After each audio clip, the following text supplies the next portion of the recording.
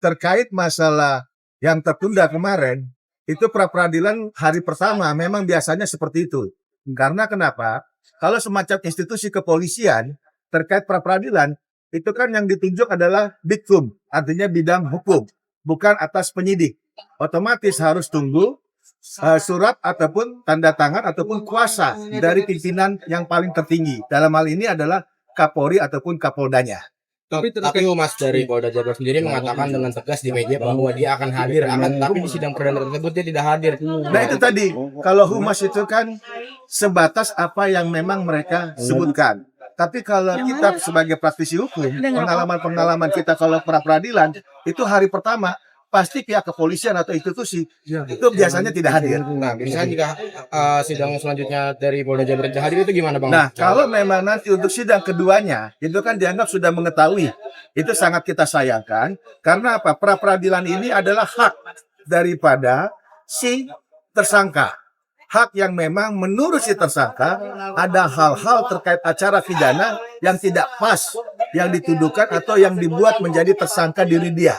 Jadi otomatis dia kan dilindungi sama hak asasi manusia. Ya, otomatis pihak polisi dalam hal ini Polda Jabar wajib untuk hadir tanpa ada lagi alasan ataupun hal-hal lain. Dan jangan lupa terkait pra-peradilan itu kan sudah diatur di undang-undang, yaitu hanya 7 hari. Nah, 7 hari ini kan harus terpenuhi dengan segera. Karena kita tahu ajasnya pengadilan itu adalah cepat, murah, dengan biaya ringan. Kalau seandainya pihak Polda nggak hadir selama 7 hari gimana? Nah, kalau memang pihak Polda tidak hadir juga, maka hakim akan mengambil tindakan tegas dan itu akan melanjutkan persidangan tanpa dihadiri oleh termohon atau Polda Jabar. Tapi sidang pra-peradilan ini menurut abang ini berakhir seperti apa sih? Nah, kalau kita sebagai praktisi hukum terkait pra-peradilan ini, kalau berandai-andai kan kita tidak boleh. Ya, itu karena hak seseorang. Cuman kalau sesuai daripada hukum acara, memang dimungkinkan itu untuk adanya pra-peradilan kalau memang si tersangka merasa tidak puas. Namun ini yang patut dimasalahkan adalah apakah pra-peradilan ini substansinya sama nggak dengan objek perkara yang sudah diputus. Nah ini juga ya, karena apa? Kalau objek yang sudah diputus itu kan berarti sudah ada tahapan P21 dulunya.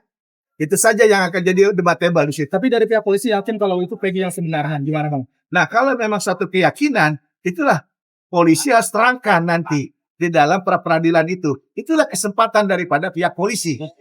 Bang, artinya kalau polisi tidak hadir juga dalam sidang pra-peradilan itu bisa merusak citra Polri sendiri apa enggak sih? Sudah otomatis, karena pra-peradilan itu tadi, itu kan dilindungi sama hak asasi manusia. Dan yang termohonnya ini kan polisi. Polisi yang wajib hadir untuk menerangkan bahwa penetapan tersangka itu adalah benar sesuai dengan pasal 184, ada 2 alat bukti sah sehingga orang itu dikenakan sebagai tersangka. Oke, cukup. Tapi jika sidang pra-peradilan ditolak, nanti Peggy statusnya seperti apa, Bang? Akan bebas atau Kalau memang nanti pra-peradilan ditolak sama hakim, berarti kasus ini akan lanjut. Berarti Peggy akan dimasukkan atau akan dikirim berkasnya pada pihak kejaksaan, yaitu namanya P21. Kalau sudah P21, otomatis pra-peradilan akan gugur. Nah ini kita lihat nanti persidangan minggu depan atau persidangan kapan yang akan ditentukan itu udah P21 atau belum. Jangan-jangan salah satu trik juga dari pihak polisi supaya duluan P21-nya. Nah itu kan bisa juga. Namanya kemungkinan itu kan pasti ada. Kalau diterima gimana Bang? Cara dia supaya diterima gimana Bang biar nggak P21? Kalau memang bisa diterima, maka itu tadi sidang minggu depan itu sangat-sangat krusial, sangat-sangat penting. Jadi ya polisi wajib dong hadir. Buktikan bahwa polisi menetapkan tersangka pada Peggy itu benar, bukan satu rekayasa seperti dugaan-dugaan masyarakat.